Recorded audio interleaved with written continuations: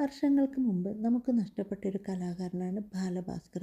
ബാലഭാസ്കറിൻ്റെ മരണത്തെപ്പറ്റി ഒരുപാട് ചർച്ചകളും ഒരുപാട് കുറ്റങ്ങളും കൊലപാതകമാണ് എന്നൊക്കെ അന്ന് ചർച്ചയുണ്ടായിരുന്നു. ബാലഭാസ്കറും മകളുമാണെന്ന് നഷ്ടപ്പെട്ടത്. ഭാര്യ ഒരുപാട് പരിക്കുകളോടുകൂടി ഹോസ്പിറ്റലൊക്കെയായി. ഇപ്പോൾ അതൊക്കെ തരണം ചെയ്ത് ഈ അടുത്ത കാലത്ത് ബാലഭാസ്കറിൻ്റെ ഭാര്യയുടെ ഒരു ഇൻ്റർവ്യൂ ഉണ്ടായിരുന്നു. ബാലഭാസ്കർ മരിച്ച അന്ന് തൊട്ട് ബാലഭാസ്കറിൻ്റെ അച്ഛൻ ഇതൊരു കൊലപാതകമാണെന്ന് പറഞ്ഞ് എല്ലാവരോടും പരാതിപ്പെടുകയും അതിനുവേണ്ടി അന്നും ഇന്നും ഒക്കെ നടക്കുന്നൊരു വൃദ്ധനായ ഒരു മനുഷ്യനാണ് ബാലഭാസ്കറിൻ്റെ അച്ഛൻ. അതുപോലെ തന്നെ ബാലഭാസ്കറിൻ്റെ അമ്മയുടെ അനിയത്തിയുടെ ഒരു മകൾ, അവരും ഇതേപ്പറ്റി ഓരോ തെളിവുകൾ നിരത്തുകയും ഇതൊക്കെ കൊലപാതകമാണെന്നും ബാലഭാസ്കറിൻ്റെ ഭാര്യയ്ക്കെതിരെയും ഒക്കെ പറഞ്ഞിട്ടുണ്ടായി. ഏതായാലും ഈ അടുത്ത് ഒരു ഇൻ്റർവ്യൂ കണ്ടു. കലാഭവൻ സോബിയെ ഒരു അവതാരകൻ ഇൻ്റർവ്യൂ ചെയ്യുമ്പോൾ ആ അവതാരകൻ സോബിയോട് ചോദിക്കുന്നുണ്ട്, നിങ്ങൾക്ക് എന്താണ് ബാലഭാസ്കർ ഇത് കൊലപാതകമാണെന്ന് തെളിയിക്കാൻ ഇത്രമാത്രം ഒരു ത്വര എന്ന് ചോദിക്കുന്നുണ്ട്. അതുപോലെ തന്നെ തിരിച്ചു ചോദിക്കാം, ഇത് കൊലപാതകമല്ല എന്ന് കാണിക്കാൻ ഈ അവതാരകൻ എന്താണ് ഇത്ര ത്വര? അവതാരകൻ അറിയുമോ ഇത് കൊലപാതകമാണെന്ന്?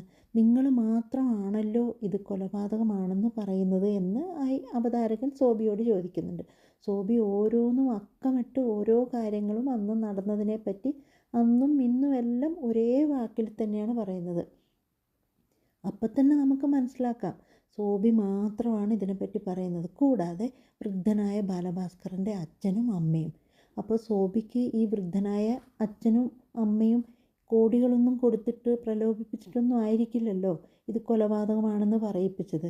അപ്പോൾ അതിലെന്തെങ്കിലും ഒരു സത്യം ഉണ്ടാവില്ലേ? സോബി അന്നും ഇന്നും വർഷങ്ങളായിട്ട് സോബിയെ വിളിക്കുകയും ചോദ്യം ചെയ്യുകയും ഭീഷണികളും ഒക്കെ ഉണ്ടാവുമ്പോൾ അതിൽ തന്നെ ഉറച്ചു നിൽക്കുന്നെങ്കിൽ സോബിയും ഒരു സത്യം തന്നെ ആയിരിക്കില്ലേ? പിന്നെ ആർക്ക് വേണ്ടിയും ഒരു അച്ഛനും അമ്മയും മകനെ കൊന്നതാണെന്നും മകൻ്റെ കുഞ്ഞ് നഷ്ടപ്പെട്ടതിനെ പറ്റിയൊക്കെ ഈ പേരക്കുട്ടി നഷ്ടപ്പെട്ട സങ്കടവും സ്വന്തം മോൻ നഷ്ടപ്പെട്ട സങ്കടവും എന്തായാലും ഒരു അച്ഛനും അമ്മയ്ക്കും ഉണ്ടായിരിക്കുമല്ലോ. ഏതായാലും കുറേ കാലം മൗനത്തിലായിരുന്ന ബാലഭാസ്കറിൻ്റെ ഭാര്യ ഒരു ഇൻ്റർവ്യൂവിൽ വർഷങ്ങൾക്ക് ശേഷം വന്നപ്പോഴും എല്ലാവരും അവരെ കുറ്റപ്പെടുത്തുന്നുണ്ട്. അവർ പറയുന്നതൊന്നും സത്യമായിട്ട് തോന്നുന്നില്ല. അത് നമുക്ക് ആർക്കും അറിയില്ല. പക്ഷേ ഒരു ചോദ്യം, ആരെയെങ്കിലും പേടിച്ചിട്ടാണ് ഈ ബാലഭാസ്കറിൻ്റെ ഭാര്യ മൗനത്തിലിരുന്നതെങ്കിൽ ഇനി എന്ത് പേടിയാണ് അവർക്ക്?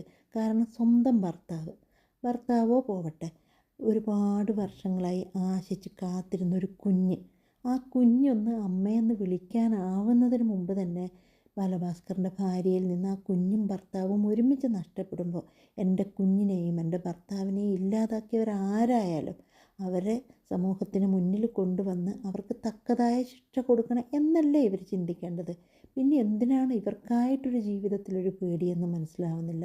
പിന്നെ പലരും പറയുന്നത് പോലെ ബാലഭാസ്കറിന് ഈ സ്വർണ്ണക്കടത്തുമായിട്ട് ബന്ധമുണ്ടാവും, ബാലഭാസ്കറിൻ്റെ പേര് മോശമാവാതിരിക്കാനായിരിക്കും ഭാര്യ അങ്ങനെ പറയുന്നതെന്ന്. പക്ഷേ ഒരു ഭാഗത്ത് ഈ വൃദ്ധനായ മനുഷ്യനായ അച്ഛൻ ഇതിൻ്റെ പുറകിൽ നടക്കുമ്പോൾ അങ്ങനെ ഒരു മകനെ രക്ഷിക്കാനാണെങ്കിൽ ഈ അച്ഛനും അങ്ങനെ പറയില്ലേ? പിന്നെ ലക്ഷ്മിയോട് ഈ അച്ഛൻ എന്ത് വിരോധമാണ് ഉണ്ടാവേണ്ടത്?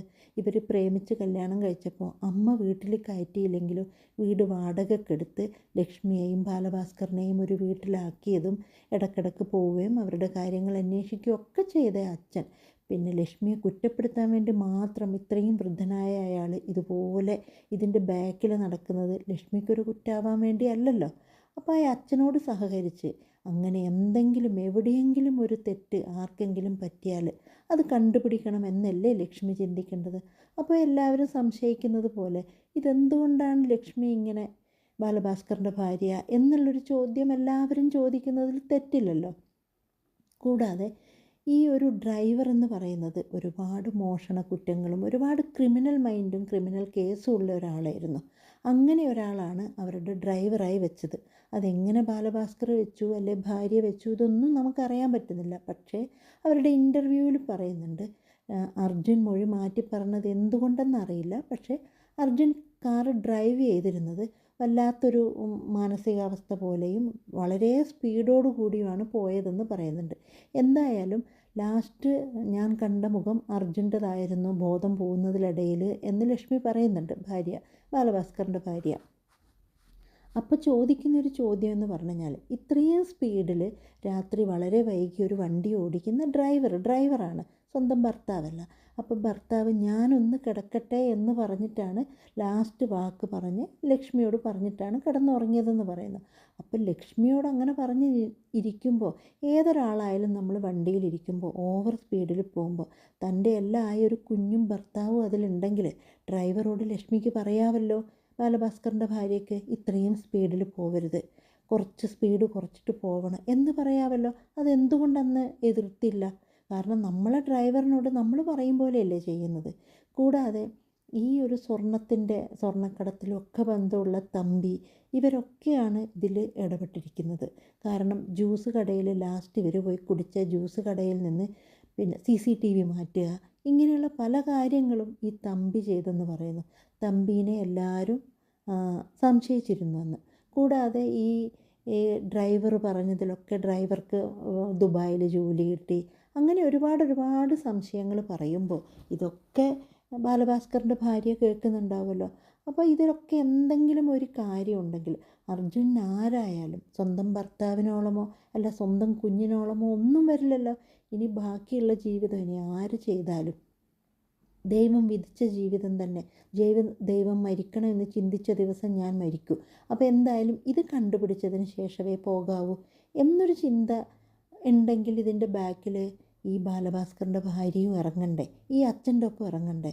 പിന്നെ എല്ലാവരും പറയുന്നത് പോലെ പണത്തിന് വേണ്ടിയാണ് ബാലഭാസ്കറിൻ്റെ ഭാര്യ ഇങ്ങനെ നിൽക്കുന്നത് എന്ന് പറയുമ്പോൾ അത് വിശ്വസിക്കാൻ പറ്റുന്നില്ല. സ്വന്തം മകളേക്കാൾ സ്വന്തം ഭർത്താവിനേക്കാൾ വലുതായുള്ള ഒരു പണം ഇനി എന്തിനായിരിക്കും അവർക്ക്?